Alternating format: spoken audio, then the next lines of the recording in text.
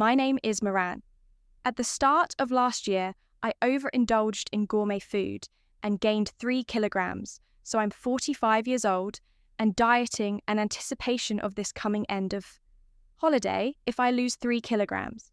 Now, it won't be a problem if I gain 3 kilograms during the long holiday. Right? If I lose 3 kilograms, isn't that the point? Haha, you must be joking. There's so much delicious food from Christmas to New Year's. It's a happy problem. I'll probably end up buying myself Valentine's chocolates too. Oops, I'm drooling a little. Looks like I'm going to gain weight again this year. Oh dear. Well, today I have a winter episode I'd really like you to hear. It's a story from when I was 25 years old. After dating for several years, my engagement to my boyfriend Scott was decided, and I introduced him to my parents. This was the so-called marriage greetings. My parents like Scott, and the marriage discussion should have gone smoothly. But there was a problem. When my older sister Sally, who is 2 years older than me, came back from work, she was fixated on Scott. Strangely, when you are sisters, you can understand each other's feelings and thoughts she had fallen in love with. Strangely, when you are sisters. Scott at first sight. I hoped it was just a whim. But when my sister shook hands with Scott, she blushed and held his hand tightly. Even when talking, she always had a dreamy look in her eyes. I don't think it's appropriate for a sister to behave like that towards her younger sister's boyfriend. But she must have done it unconsciously. Human emotions are uncontrollable, and I continued to pretend I didn't see anything, believing my sister wouldn't pursue a serious relationship. However, after Scott left, my sister, who had just come out of the bath, wrapped only in a towel, confronted me. You should call off the engagement. She declared, according to her, that man is a philanderer and you can find someone more suitable. She continued to slander Scott, but there was no basis for her claims. Why do you think he's a playboy? I asked. It's a woman's intuition, my sister replied. My sister has never had a boyfriend. How could I believe in her woman's intuition based on her inexperience with the opposite sex? Therefore, I thought I should trust Scott's character, which I have observed over the years. Of course, I casually dismissed my sister's advice with a "yeah." I'll be careful, not taking it too seriously. Since then, Scott frequently visited our home. He said he wanted to build a good relationship with my family, so I invited him over comfortably. In response, my parents were pleased, and I hoped that my future husband and my parents would get along well, though the relationship should have been built positively. My sister tried to build a good relationship with Scott, in a different sense, according to Scott, when I wasn't around. She grabbed his arm, pressed her chest against him, and asked, "Don't you think Marianne is immature?" She even asked for his contact details and intentionally fell down to expose her underwear. Scott said it was so overdone. It was actually funny, but I would have been really worried if he was the kind of man to take it seriously. Also, my sister thought there was a chance because Scott couldn't outright refuse her as she was my sister. And every time they met, she approached him with a sweet voice, saying, "Hey." Although it started with love at first sight, the fact that Scott worked at a fairly large company also struck her heart. He's dependable, has the type of face I like, and is a good man who provides security for the future. She said she was completely captivated by him while witnessing my sister's inappropriate behaviour. My parents said nothing. In fact, it's not new for my parents to say nothing to my sister, honestly. My sister has always been the type who can't do anything right. For instance, if asked to warm up the side dishes, she somehow uses a non-heat resistant plastic dish and melts it. And she was bad at studying. She was also not good at sports, often skipping swimming classes with various excuses like hurting her foot, feeling unwell, or having skin issues. She was not good at academics, sports, or household chores. Honestly, her looks aren't. My parents particularly outstanding either. Still, just because she is the eldest daughter, my parents treat her specially and secretly push the role of supporting her onto me quietly. That is, I've been continually told to make her stand out, without attracting attention. It's unfair to be treated so differently as siblings. However, maybe my parents see her as a pitiable child who can't do anything, which makes them feel even more sorry for her. Strangely, I've always been the type who is efficient and can do anything quickly. Perhaps the adults felt there was no charm in teaching someone who could handle everything on her own. Thus, I can easily manage the task of supporting my sister. And I sometimes intentionally act as the incapable one in public as I grew out of my teenage years, and realised, continuing this way, I'll fail the exams. I began to resist my parents and act on my own will if I had continued to comply. I really would have become a person who can't do anything due to my defiance. My sister began to dislike me a bit for losing support, but our relationship was never truly bad. We could talk normally, and sometimes I even gave advice on her issues. Our family had distorted aspects like overprotectiveness towards my sister and a bit of hostility from her. But I still think we were a perfectly normal family. However, the balance was disrupted because Scott did not reciprocate my sister's feelings. I can't accept that my younger sister is getting married before me. On the eve of our wedding, my sister exclaimed these words to our parents. Don't say that you will find a good Sally partner. Soon too, Sally. I agree with Dad, Sally. It's not like that. Normally the older sister gets married first, and then the younger sister. It's too soon for her, but the wedding is tomorrow, isn't it? What are you saying, Mum? Don't you care about me? I'm going to be the pitiful older sister who gets surpassed by her younger sister. That's not true that night. That night, quietly listened to the intense exchanges between my sister and our parents from the hallway. Should my sister get married first? If I waited for her to marry, I would. Age considerably in the blink of an eye. What is she really thinking? I thought, once she voiced her complaints, she would settle down. I understand both Mum and Dad will not attend the wedding tomorrow, so please be satisfied with that. Sally. What I was shocked by these. I was shocked. Words both my father and mother agreed not to attend my wedding and apologised to my sister. What is this? It's like they're followers of my sister's cult. This is beyond mere indulgence. Still, my sister sighed unhappily. Fine, I'll compromise. Let her have a wedding that nobody acknowledges. She clearly does not want me to marry Scott, probably because she herself has feelings for him. It's unbelievable a wedding without the presence of my parents, due to my sister's unrequited love, is becoming a reality. And then the wedding day arrived. The wedding day arrived, despite it being a day of celebration. I could hardly sleep due to anxiety. Of course, it wasn't anticipation that kept me awake, but the discomfort from recalling the exchanges between my sister and my parents. I won't forget the satisfied smile on my sister's face when my parents told her they wouldn't attend at the venue. I explained to Scott and his parents that mine would not be attending. I apologise. My sister opposes this marriage, so my family will not be attending. I said it was heartbreaking. So my family will not be attending.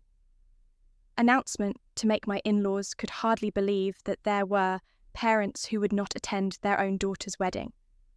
They were silent for a while after hearing my story on such an important day.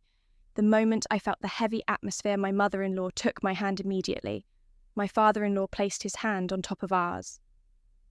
Do you remember that your family is here? Don't make this day a sad one. Come on, why don't you smile? Said my mother-in-law warmly. And I couldn't help but tear up Marianne. I'm here as your husband, so please stop saying the family isn't attending, Scott said as he tenderly stroked my head, seeing me start to cry my in-laws, and Scott hurried to cheer me up, saying, Don't cry, you're the bride and your makeup will run, even though they were joking. Then my mother-in-law looked at me intently and said, Marianne, it might be tough with your family back home, but this new life you're starting should be a wonderful beginning. Let's build your own family. Though I was feeling abandoned, my mother-in-law firmly embraced me. Scott and my father-in-law followed suit. I told myself it's okay, just like my mother-in-law said, This is supposed to be a new beginning. I vowed to build my own happy family, and that day I officially got married with Scott. 15 years have passed during that time. My husband and I had a daughter and 2 sons. A capable daughter who can handle anything, keeps an eye on her 2 mischief-loving brothers who mess up the house. Sometimes the sound of my own voice yelling, "Stop it," now surprises even me. Scott's job was going well. We bought a house and we were living a stable life. But then unexpected visitors appeared. It was none other than my father, mother and sister after marriage. I had kept my distance from my family and hadn't given them my new address. However, they somehow found our house and showed up unexpectedly. Of course, the words that came out from me when they appeared were not a warm greeting. Like, "Long time no? See, but what do you want? I have a favour to ask of you," my sister said. My parents also said, "It's something only you can do for us." As they looked at me sincerely, "What's going on?" What could I remained silent they possibly need from me after 15 years of distance, half in anticipation and half in fear? I remained silent as my mother spoke up. "We want you to give Scott to your sister," what both Scott and were shocked by her words. I was shocked by her words. "Wait a minute. Why do you mean I need to give Scott away?"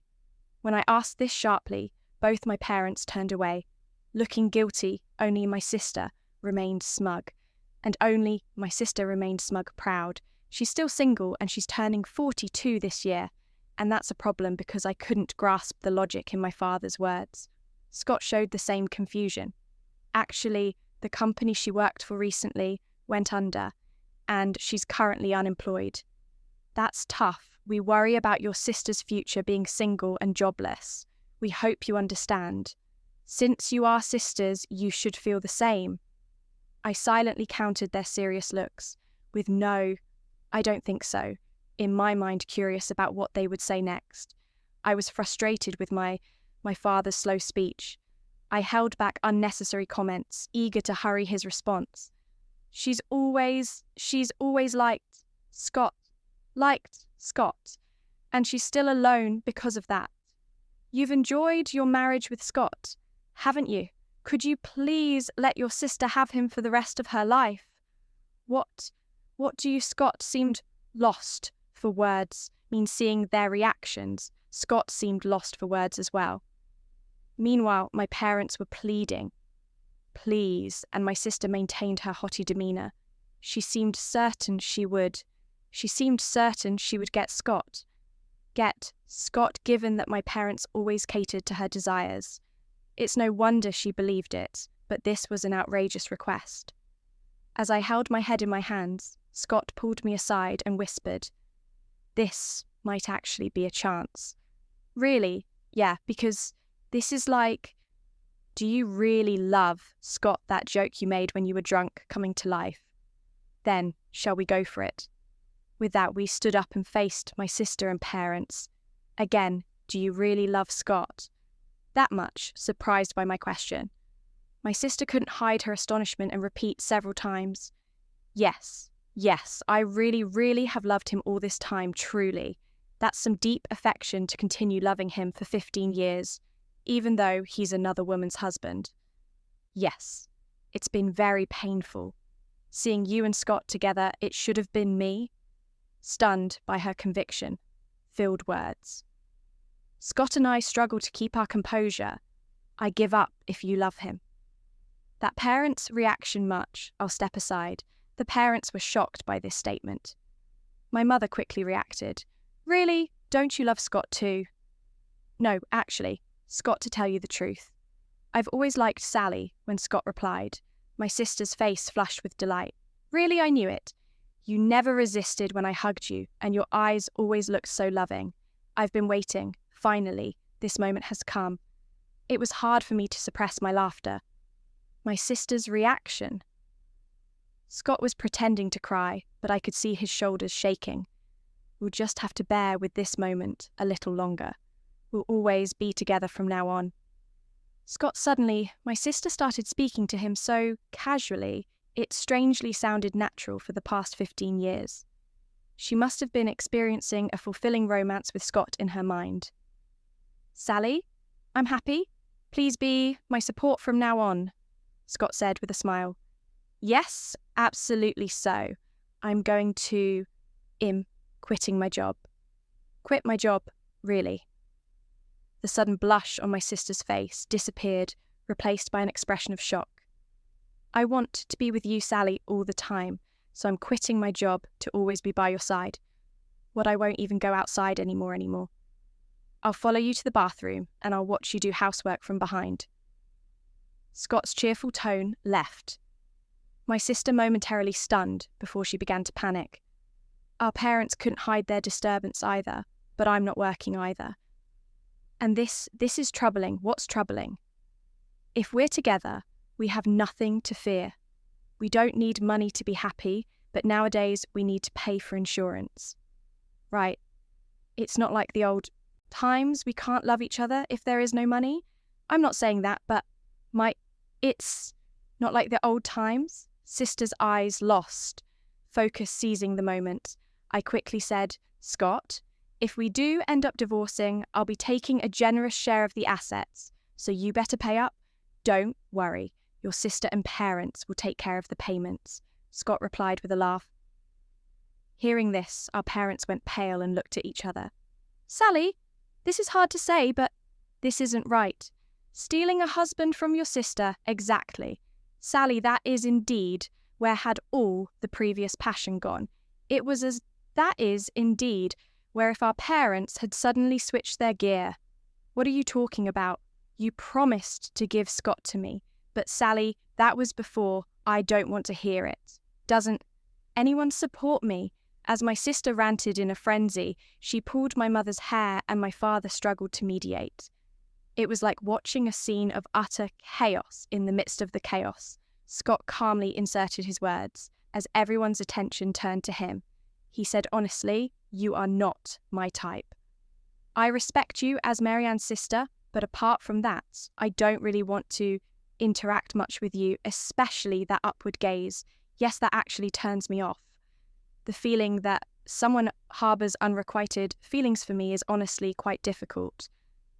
Scott's candid remarks left both my sister and our parents speechless. "But Scott, what was all that earlier? Please, stop being so casual with someone else's husband. There's no way he could fall for you. We have a family, and we are living happily while saying this." I stopped my sister, who was walking towards Scott with a pale face. "What? You tricked me, my sister! What, you tricked me?" shouted. "How can you think someone who hasn't contacted you for 15 years loves you? Isn't that unrealistic?" I challenged her. My sister's face turned red and she began to tear up clearly. Tears of frustration. Frustration if you were truly an attractive woman maybe, but no one finds charm in someone who is unemployed, dependent on their parents and can't do anything because her mother has always done the household chores with those things at your age. Any marriage wouldn't last long, as I spoke plainly.